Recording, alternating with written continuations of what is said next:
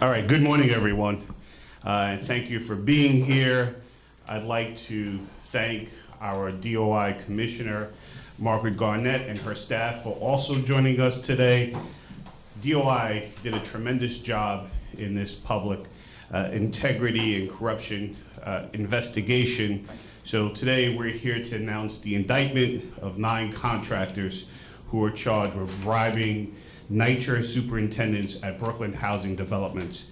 In exchange for these supers to award them a small procurement contract that allowed the contractors to do minor repairs at these NYCHA housing complexes, they were given, basically cash kickbacks, sometimes gift cards, and on a couple occasions, some bottles of whiskey.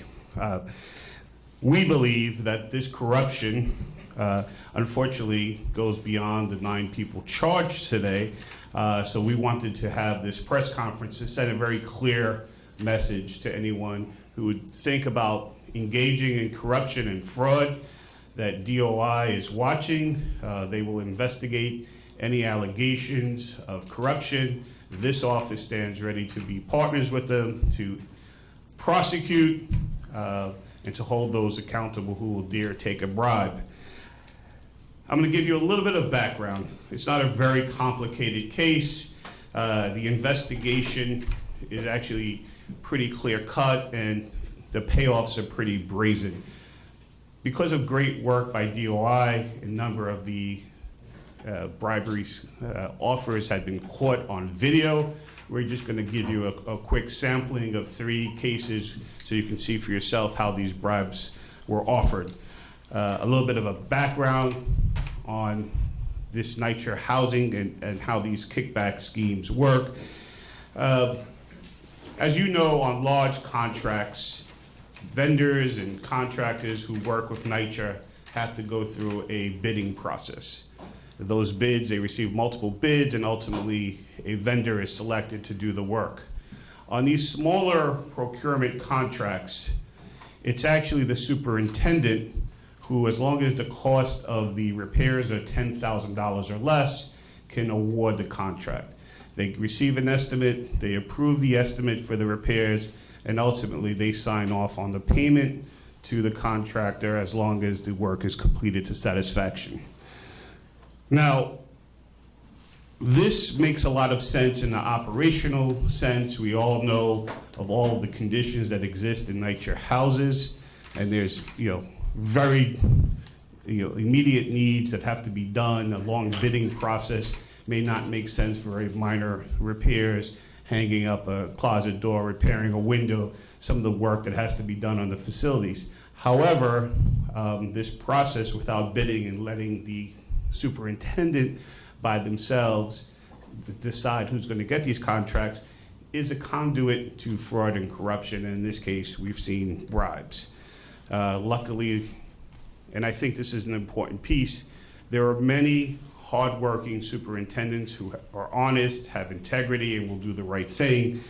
And quite frankly, DOI was alerted by such a person who said they were offered a bribe. I'm not going to get into the details of that. I'll let the commissioner speak to it.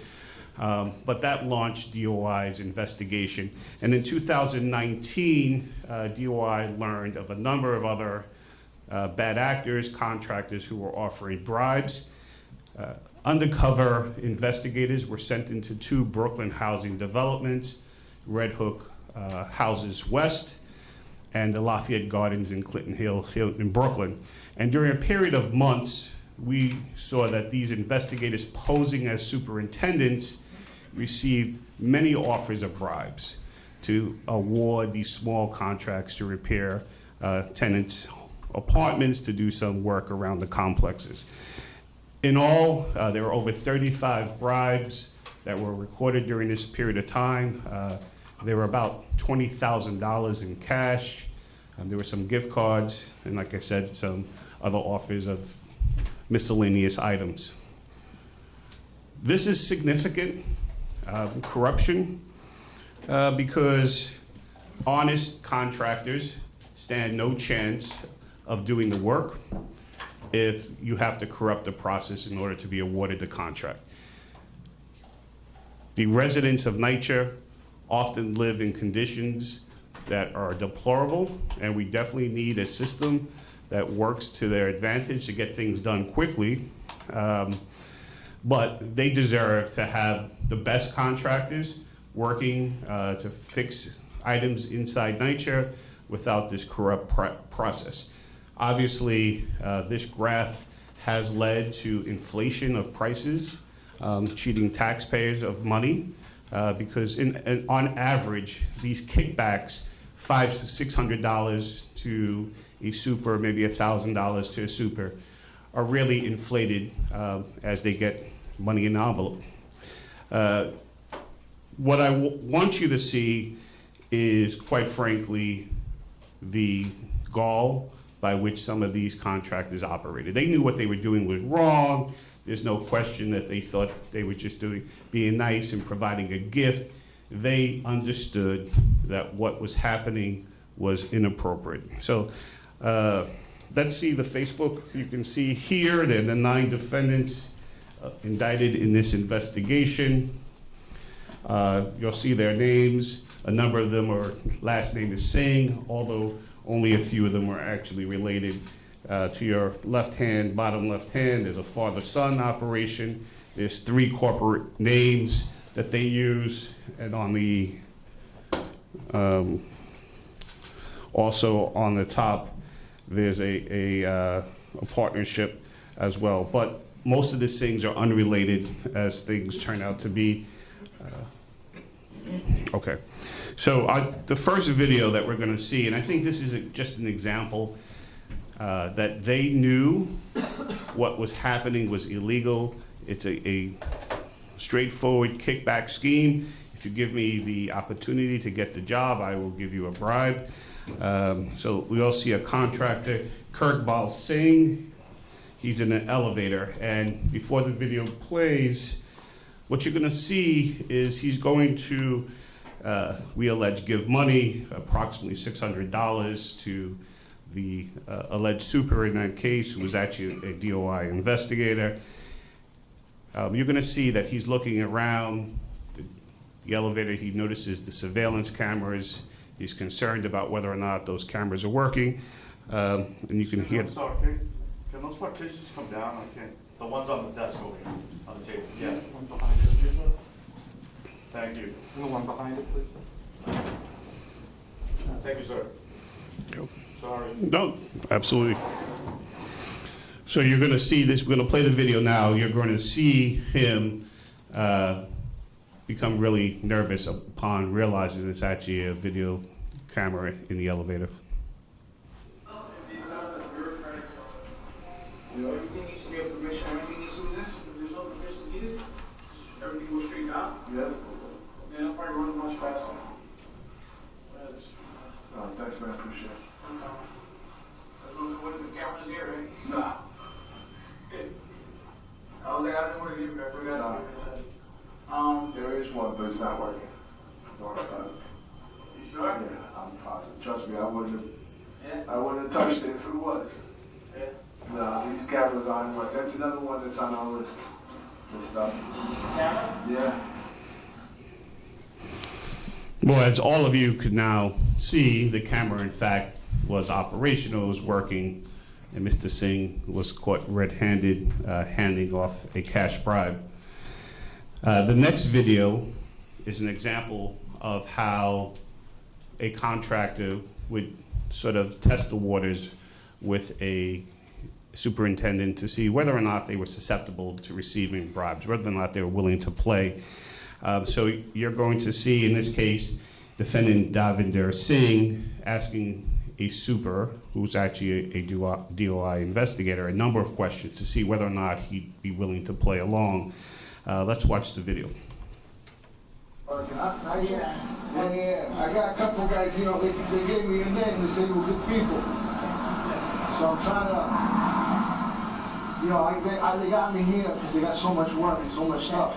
So I'm trying to bring in good people, I would take it, if you don't mind.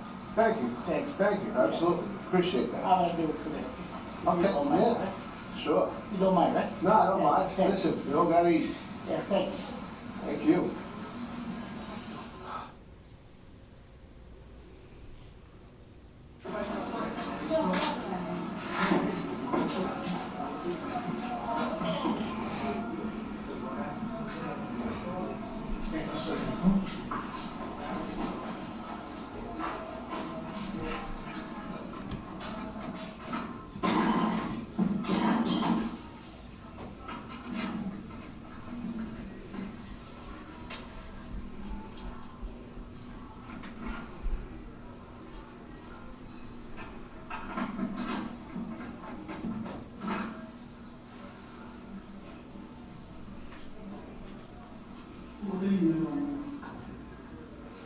My name's Henry.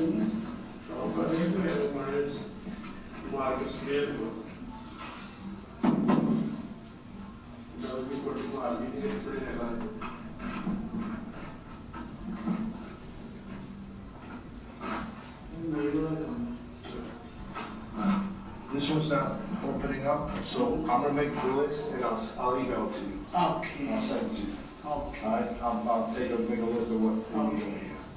Okay? Huh? For you. Thank you. You want. I appreciate it. Now, in that video, we allege that what was sent over was $1,000.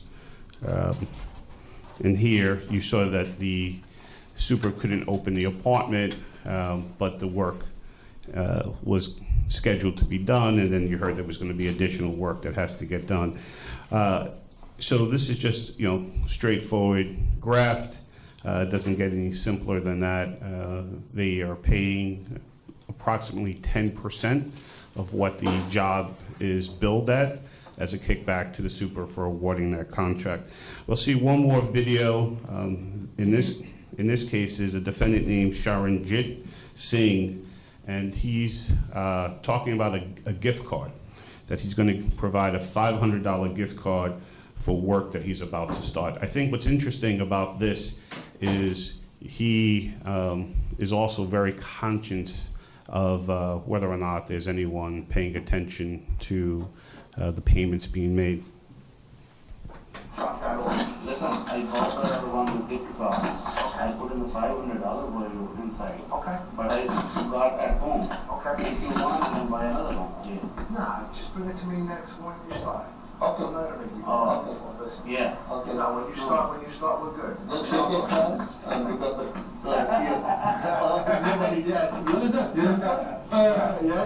So I will send you by email, right? Whatever you wanna do, you wanna give it to me now, you wanna send it to me, send it to me, that's fine. Yeah, you can do it. Anytime you know. I will print nice and give it to you. Okay, I just wanted to, I know it's a small job, I just wanted to keep you guys up. Yeah, so I just wanted to give you. So what these videos purport to show, to me, is the strength of the evidence in this case. DOI did an excellent job in documenting this so that the prosecution can use this evidence in court. It's a lengthy investigation. I should remind everyone that this investigation took place during COVID, the height of COVID, and the investigators continued to work. Like I said, there were in excess of 35 bribes offered for approximately $20,000. It involved multiple locations, including locations in Queens County. There were numerous defendants and many financial transactions. So let me congratulate DOI for a job well done in protecting the public interest and making sure that these types of public corruption schemes are rooted out, that they're not accepted, that this doesn't become the norm of how legitimate business has to get done in the city, and that this takedown today will serve as an example to those who are trying to graft their way into getting work, that there will be consequences for what they've done. The defendants are charged with a D felony, bribery in the 3rd degree. It faces up to 7 years in jail. I expect additional charges to come on additional persons. So stay tuned, and I want to thank the DOI investigators and of course the people from my own office, the prosecutors and our Public Integrity Bureau, especially Deputy Bureau Chief Adam LeBeouf and Senior Attorney Sarah Walsh, who did a tremendous job on this. We have every reason to believe that there are other superintendents who are being offered bribes. I ask that they do the right thing and come forward and report these bribes as the law requires them to do so. And I want to make it clear to anyone who's thinking about engaging in this conduct that we're watching, that you will be held accountable, you'll be arrested, and you will possibly be sent to jail. So please, if you are aware of any of these schemes, let us know. Please report it to DOI, because this kind of brazen bribery that was just shown to you cannot be accepted. It cannot be the way that business is done. And the residents of NYCHA deserve so much better than this. So we'll hear from our commissioner now, and then we'll take a few on-topic questions. Thank you.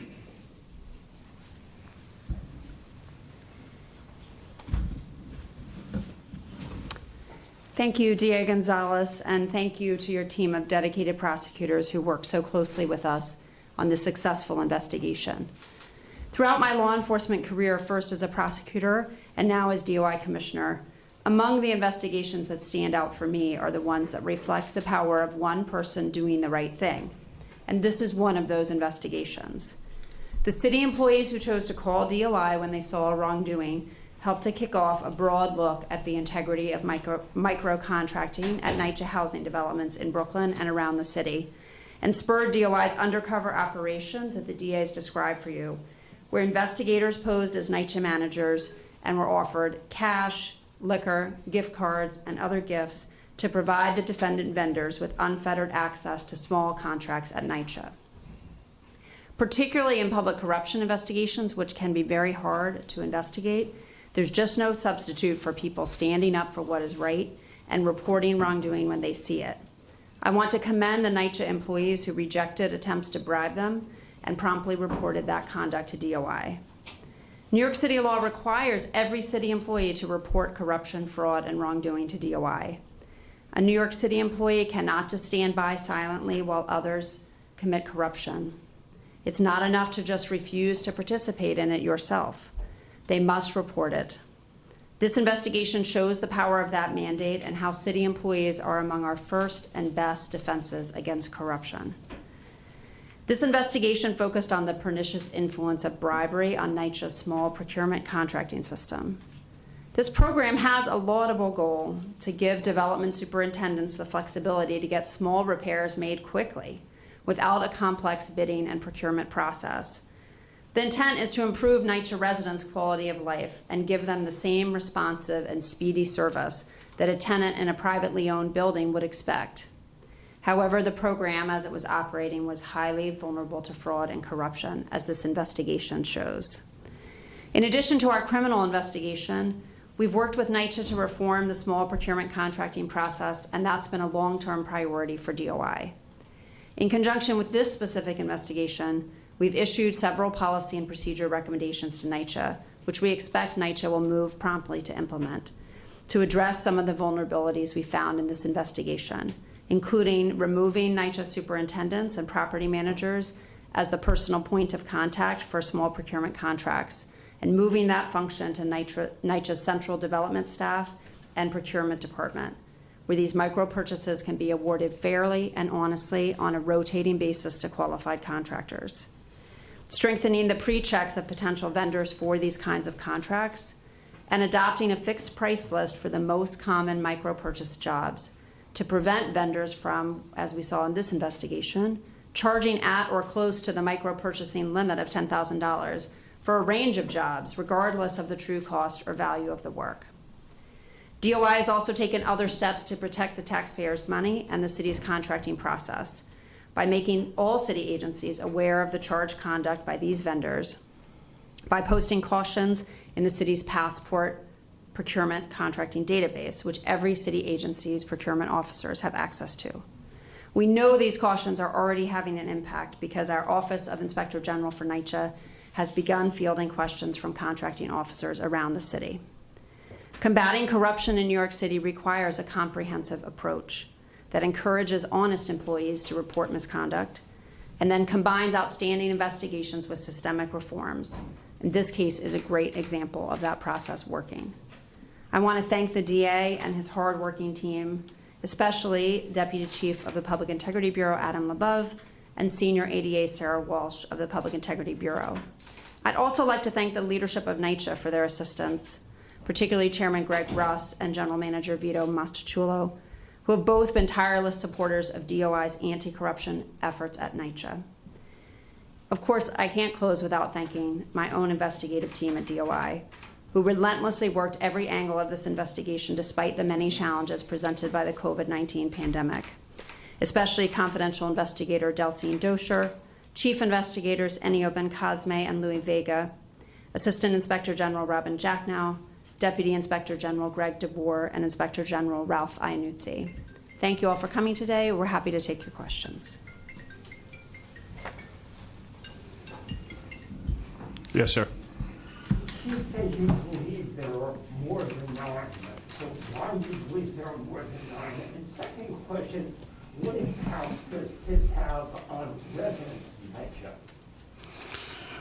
Well, I'll answer it in reverse order. I mean, the residents deserve, as the commissioner said, to have their concerns addressed immediately by superintendents. And superintendents often have to hire outside help in order to get these things done, to get an apartment ready for a new tenant to move in, to get something fixed on the grounds. But it's disturbing with the deficits and the lack of care that many of the NYCHA houses have to understand that some of this money is being overcharged. We want to make sure that the best contractors are getting the job because they're best qualified to do this at the best price. And not having this kickback. During the course of the investigation, this became very commonplace. We saw that with 35 approximately transactions in this case. We believe that there are other locations. We know that there are going to be some additional charging done on this case. So that's how I make the statement that I think it's unfortunately not just these 9 people and these 9 corporate entities that were also indicted. But I think what's really important to understand is that DOI not only did the investigation, but is working towards making sure that this can't be repeated by the common sense reforms that they've added to this investigation. Yeah, I mean, I think the only thing I would add to that is that, you know, in this case, in all but one of the bribes paid, the work was actually done by the contractors, but part of the really undermining effect of this conduct is that the normal incentives to do a good job on the part of contractors is that you do good work and you'll be asked back. And when it becomes commonplace for bribes to be paid, that really removes any incentive to do good work and be responsive and provide value for the taxpayer's dollar. So, you know, in all but one case of the bribes we specifically accepted here, the work was done, but it's really the undermining of getting value for the taxpayer's money and responsiveness for NYCHA employees that is the issue. So you said there are other examples. Is there evidence or a sense that this is a systemic problem across housing authority developments? And is there any evidence that employees are in on these alleged schemes? Do you want me to take that? Sure. Yeah, I would say. Can you just stand up to me? Sure, Thank you. sure, yeah. You know, from DOI's perspective, both in our work with the Brooklyn DA's office and other prosecutors, we think that conduct is widespread around the city. It's certainly not limited to these 2 developments, and we are continuing to investigate. So I expect, as the DA said, we'll have more to say in the weeks and months to come on this topic. Yeah, it takes 2 to tango when it comes to bribery. So there's contractors paying bribes, and in order for them to be successful, NYCHA employees accepting them. So as I said, we're continuing to investigate with our partners here, and we hope to have more to say in the coming weeks and months.